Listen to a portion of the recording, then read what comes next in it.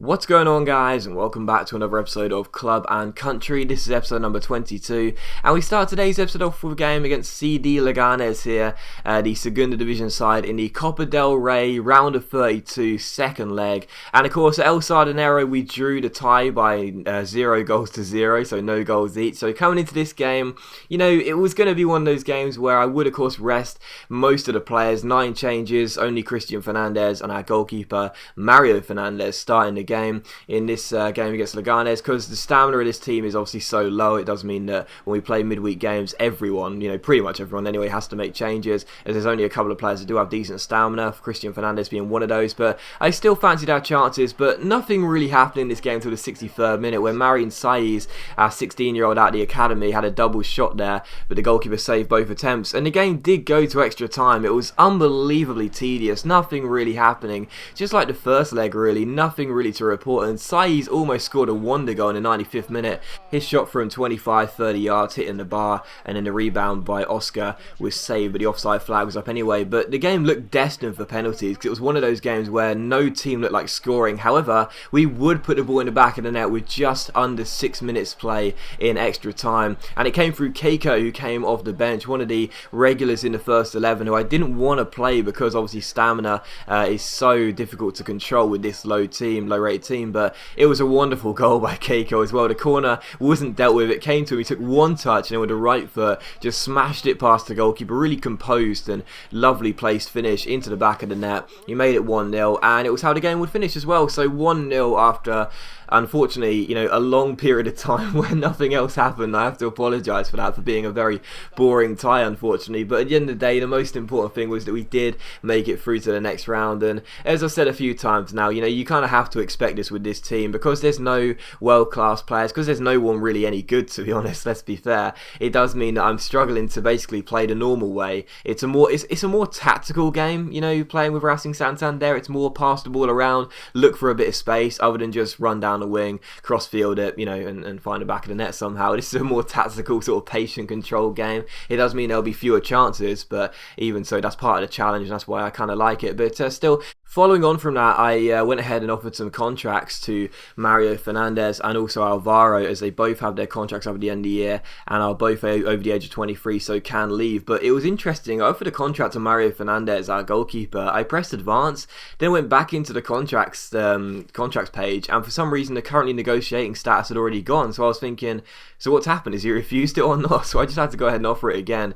But also as well, I offered one to Alvaro, but we can't pay Alvaro what he wants. He wants £8,000 a week. We just can't afford that, because we've got to play a signing on fee as well, and that's why Mario Fernandez accepted his contract, but Alvaro declined his. So yeah, we got a bit of tournament prize money, and that's what we did with the money. We went ahead and offered a contract, and I'm pleased that Mario Fernandez has accepted his. Alvaro declining his is really frustrating, because he is of course a first team player who I do like. He's only 23 years old, 67 overall, could possibly develop 1 or 2 more ratings as well. And Hungary then came in for us, said, will you manage our nation? And we said no.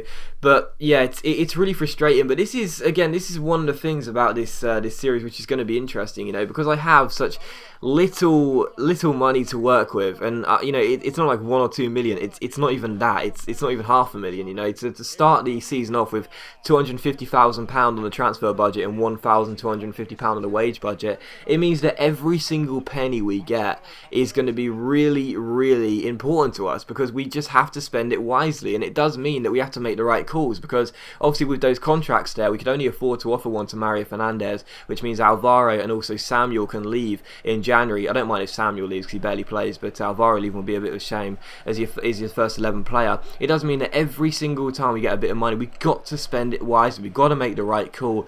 And in all of my other career modes, that's never really a factor. Even though we may not have too much money to begin with, we always know pretty much exactly what to do, and we're never in too much of a crisis. But here at Santander, we're every single season we're going to be worried about whether we're going to lose players on pre-contract deals, because we can't afford to extend their deal. It's really, really frustrating, but that is part of the challenge. But still, we took on Sevilla for the second of only 2 games in today's episode, and they did take the lead in the 42nd minute. It came through Carlos Bacca, the Colombian, and what a fantastic goal it was as well.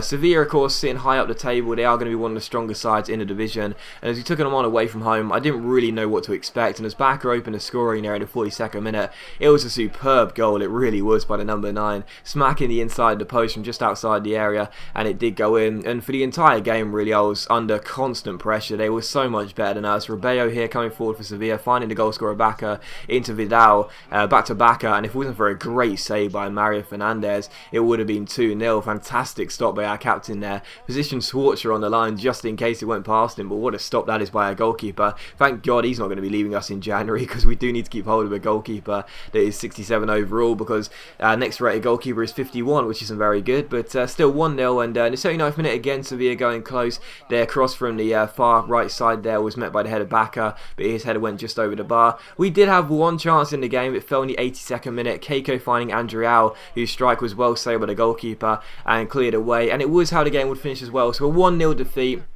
We expected to lose the game. We didn't think we were going to get much from it. I thought maybe we might nick a point, but unfortunately I didn't really perform very well. And just like the Leganes game, really, just like most of the games in this series, it's more a case of, because we don't have any world-class talent or anyone too good. Our highest rated player is 71 overall, for goodness sake. It means that it's more of a tactical, slow-paced game. And there are going to be some games where I do face those teams like Sevilla with very decent players, where I know that I'm not going to have much chance unless I get everything spot on, and in that game I certainly didn't. But still, following that, we had a scout report, and as you can see, I decided not to sign Jute Paulik, a very Spanish name, because I just couldn't afford him. I mean, I just about had the money, but we can only, with the money we have right now, we can only sign one youth player, and because his potential is okay, but his overall is so low, it means that he'll never be good enough for the first 11, probably not for like 3 or 4 seasons, and if we sell him, we'll probably struggle to make back the £21,000 we spend on putting him into our academy. So again, it's one of those, it's like in this series, like every single decision I make is going to be scrutinized, because it has to be the right call. If I sign that player in any other career mode, it's like, it doesn't matter, we can release him in the future or sign him and then sell him, it doesn't matter if we lose money on it. But in this series, it's like, no, it's really important, we have to make sure we make a profit, or he turns out to be a good player for the first team. We can't afford to make signings which aren't going to benefit us in any way, because we just can't afford to go backwards in terms of squad progression. So yeah, I decided not to sign him, because even though his potential isn't too bad, his overall is so low, and it does mean that, again, we won't be able to sell him for more than what we pay for him to put him in our academy, and cover the cost of his wages as well. And also he'll probably never be good enough for the first 11, so there you go. But still, we did have a squad report as we've now entered January. As you can take a look at the league table, exactly half of the way through the season, we are in 8th place with 19 games being played, 7 wins and 7 draws and 5 defeats. The worrying sign is that we've only scored 16 goals this season. That's not a lot, I think that's actually joint lowest. On Almeria have scored fewer with 15, and so have Levante, but still very, very low indeed. But still, to be in 8th place, I mean, that is better than anyone expected, so I'm very pleased with that. But I did decide to request some funds. I asked for £10 in the summer transfer window, and the board said no. I thought maybe they'd give us £50,000 this time, and again they said no. So we're not going to get any money from the board this season, which is fantastic. It means that we are going to be using every single penny very wisely. We can't rely on any board support whatsoever. And we didn't have a transfer offer for Mario Fernandes, as Sassuolo, the Italian side, wanted our goalkeeper, who has of course just signed a new contract. So thank God we got Mario Fernandes on a new contract, because if we didn't, he would have been leaving on a free to one of many clubs. Because as you'll see, just like last season with Raul Fernandes, our goalkeeper is under a huge amount of transfer bids. Freiburg coming for us, coming for our goalkeeper next. They want our goalkeeper as well. Again, 1.75 million is what we ask for. I think 1.4 million is the lowest we'd go. Sassuolo reject the counter offer. And then following that, we had a whopping 4 other clubs coming in for Mario Fernandes. So just like last season, it's going to be, do I sell my goalkeeper so I can afford to sign players on pre-contracts?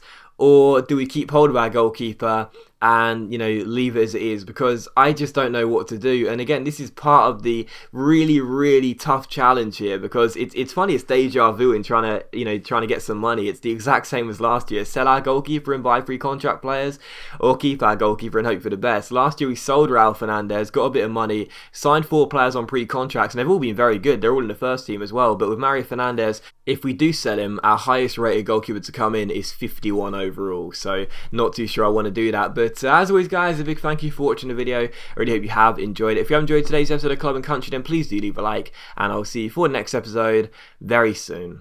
Hopefully we'll get some money. Probably not, but hopefully.